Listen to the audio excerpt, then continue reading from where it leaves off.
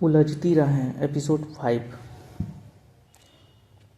वह गोल गोल अच्छी तरह सेकी हुई रोटियां डिब्बे में रख रही थी।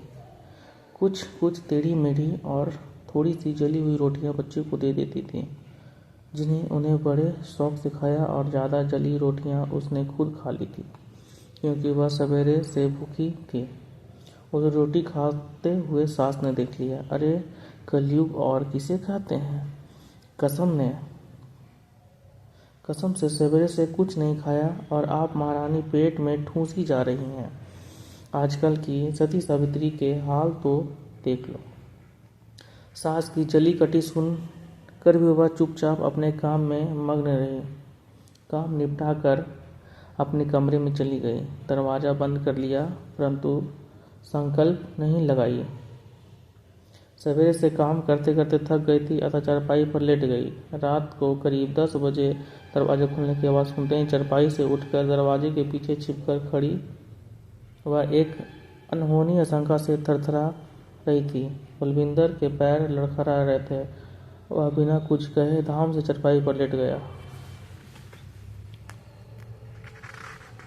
वह एकदम से डर गई थी। उसने कभी बापू को ऐसी हालत नहीं देखी थी। उसने कमरे में बदबू सी महसूस हुई। उसने अनुमान लगाया कि आज वह शराब पीकर आया है, पर अभी तक तो ऐसा कुछ नहीं हुआ था।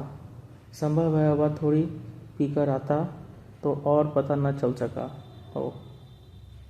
हो सकता है कि उसने पहली बार पी हो। उसकी समझ में कुछ नहीं आ रहा था। वह झट से उठी और धीरे धीरे जाकर थाली में खाना डालकर ले आई। पता नहीं वह कब खाना मांग ले। थाली हाथ में लेकर वह बैठ गई। साथ में पानी का गिलास रख लिया।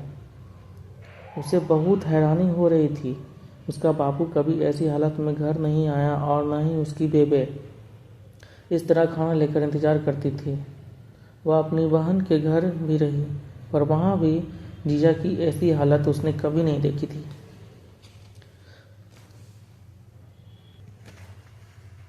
वह अपनी किस्मत पर हैरान थी। एक समय वह था जब उसके आगे पीछे बापू घूमते थे, पुत्र रोटी खा ले, गुस्सा ना कर, और वह जीत पकड़े रहती थी वह खाना नहीं खाएगी।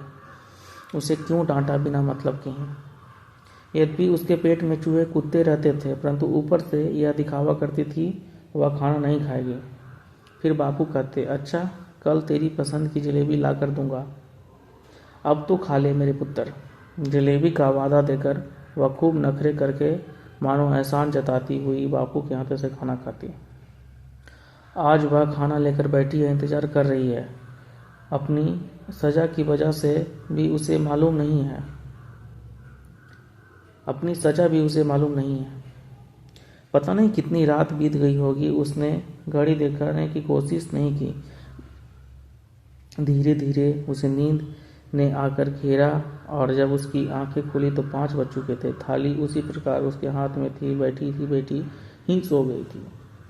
वह रसोई में जाकर छोटे मोटे काम करने लगे। बलविंदर रोज की भांति उठकर नहा धोकर नाश्ता करके स्कूल चला गया। उसके चेहरे से यह नहीं लगा था कि एक दिन पहले कोई विशेष घटना घट चुकी थी। प्रीतो निश्चिंत होकर काम करने लगे। सास को गुस्सा जरूर आया कि प्रीतो को बलविंदर ने उन सब के सामने क्यों नहीं डांटा। दिन गुजरने लगे। बलविंदर उसे पहले की तरह खुलकर बात नहीं करता था, परंतु डांटता भी नहीं था। उसकी सास और दोनों जेठानियां भरपूर कोशिश करती थी कि किस तरह से उसे नीचा दिखाया जाए।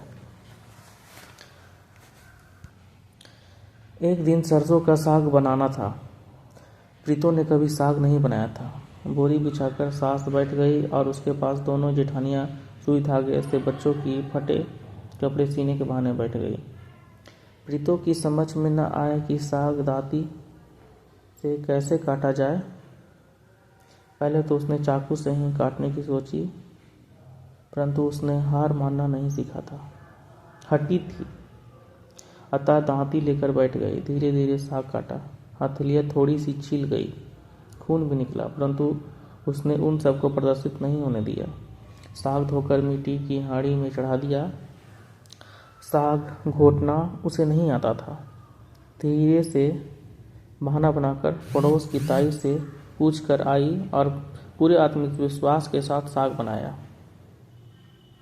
इसी तरह मक्की की रोटी भी उसने कभी नहीं बनाई थी, वह भी सीख ली। सब्जी बनाते समय कभी कभी उसने नमक का अंदाज़ा नहीं होता था, अतः परोसने से पहले नमक चख लेती थी। कई बार तेज नमक हो जाने पर पानी ज़्यादा डाल देती, कई बार सब्जी की तरी नाली में भी फेंकनी पड़ती। खूब कोहराम मचता, सास खूब ताने देती, पर वह सब सुनती। धीरे धीरे उसने भैंस की सानी करना, दूध निकालना सब सीख लिया। इन सब कामों में वह ऐसी उलझ गई कि उसे सिर में कंघी करने की भी फुर्सत नहीं मिलती। कई सूटों की तरह भी उसने नहीं खोली थी। कई सूट बिना सिले ही संदूक में पड़े थे। सारा दिन काम करते करते वह थक जाती। उसकी उमंग, उसका जिंदगी जीने का चाव जैसे खत्म हो गया था। वह कुछ सोचना ही नहीं चाहती थी, इसलिए अपने आप को काम में डुबोकर रखती थी।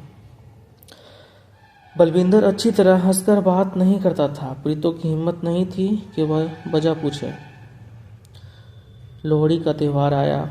करतारा अपनी बहन के लिए और सबके लिए कपड़े और लोहड़ी की बाकी सामान लेकर आया। प्रीतो चरपाई पर पड़ी थी। अपनी बहन के पीले चेहरे को देखकर वह हैरान रह गया।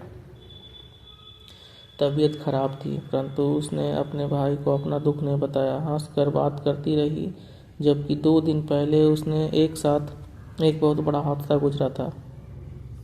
वह नलके के पास बाल्टी में कपड़े निचोड़ रही थी कि पीछे से जेठानी पानी भरने के बहाने आई, उसे धक्का दे दिया। वह फिसल कर गिर पड़ी। तभी पास में रहने वाले दाई को बुलाया गया। उसने कहा, आराम की जरूरत है, नहीं तो बच्चा नहीं बचेगा। आराम करना उसके लिए मुश्किल था, क्योंकि सभी चाहते थे कि वह काम करती रहे ताकि बच्चा न बचे।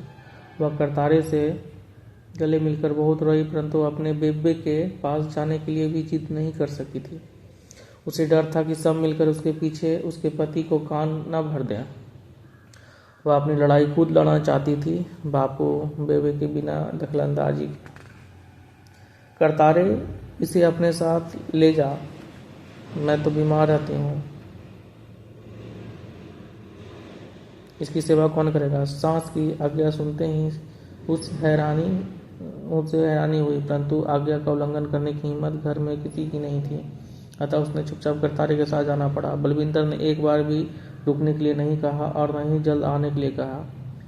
यह सब उसकी भूली समझ से परे था। उसकी बेबे जिसे अपना घर कहती, यह उसका कैसा घर था जहां उसे निकलने के लिए कोशिश की जा रही थी। कोई उसे घर के बाहर तक छोड़ने भी नहीं आया। अचानक उसका ध्यान खिड़की में पड़े बच्चों की ओर गया।